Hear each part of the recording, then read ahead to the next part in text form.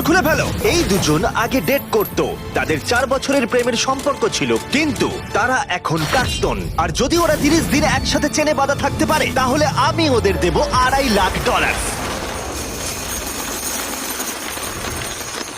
তোমাদের কতদিন আগে ব্রেকআপ হয়েছে? 3 বছর আগে। ও আমার সাথে ব্রেকআপ করেছিল। আচ্ছা, হ্যাঁ, ও ঠিকই বলছে। আমি তোমাদের কোনো জোর করছি না, কিন্তু একবার হ্যান্ডকাপ পরা হয়ে গেলে এই চ্যালেঞ্জটা কিন্তু শুরু হয়ে যাবে। আমি রাজি। Oh দুজনেই God! হ্যান্ডকাপ পরে নিয়েছে। এখন থেকে তোমাদের দুজনের মধ্যে কেউ কুইট করতে চাইলে এই রেড লাইনটা ক্রস করবে, আর আমি সঙ্গে সঙ্গে হ্যান্ডকাপটা খুলে দেবো, ভিডিওটা শেষ হয়ে যাবে। কিন্তু তোমাদের মধ্যে কেউ কিচ্ছু জিতবে না, তোমরা দুজন মজা করো। আমার এক্স বয়ফ্রেন্ড সত্যি জিমি। ভাই মানেটা কি? কি খবর? হাই। আমরা কি তাহলে? ও ও এসব কি হচ্ছে?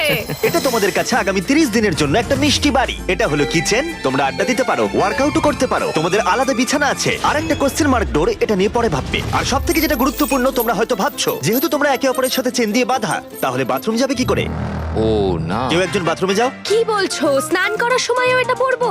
হ্যাঁ, মানে তুমি এটা খুলে ফেললেই ভিডিওটা শেষ হয়ে যাবে। তোমার হ্যান্ডকাপটা এখানে ঢুকিয়ে দাও। আহা, এটা তো তোমরা এবার দারুণ বানিয়েছো। আরে ওর চেনের একটু দরকার কিন্তু পড়বে। আমি যদি এটাকে বাইরে থেকে আরে- টানতে শুরু করি। দাঁড়াও। আরে আমার বিশ্বাস হচ্ছে না তোমার সাথে এক ঘরে থাকতে হবে। হ্যাঁ, তুমি আবার আমার সাথে আটকে গেছো। হ্যাঁ। দাঁড়াও, আমিও তো তোমার সাথে আটকে গেছি। ও গড। আসলে সুজি এরকম চ্যালেঞ্জ এর আগেও করেছিল, যখন ও একটা রুমের ভেতরে একজন অচেনা মানুষের সাথে 100 দিন কাটিয়েছিল। কিন্তু এবার ওর সাথে এমন একজন রয়েছে যাকে ও খুব ভালো করেই চেনে। আচ্ছা একটা জিনিস বলো, আমাদের কি একসাথেই খেতে হবে? আমি জানি না।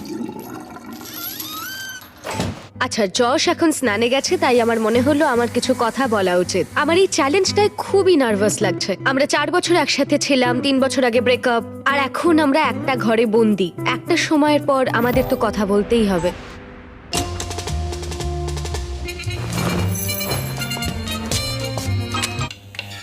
আরে আরে, এটা কি করছো? সরি। ঘুমটা তো ভাগিয়ে দিলে, এবার জেলেই রাখো। আজকে দ্বিতীয় দিনের সকাল, আর এই দুজন প্রাক্তন নিজেদের পুরনো ছন্দ খোঁজার চেষ্টা করছে। তুমি আমাকে রান্না করে দিলে, আমি খুবই খুশি হয়েছি।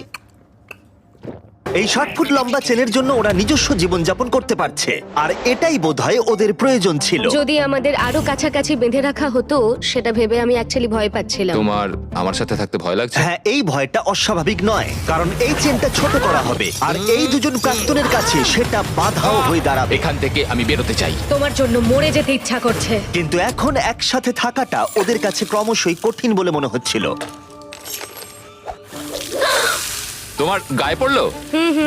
ও সরি। প্যানের পুরো তেলটা পড়ে গেল আমার সারা গায়ে। সরি। তোমার জন্য আবার আমাকে স্নান করতে হবে।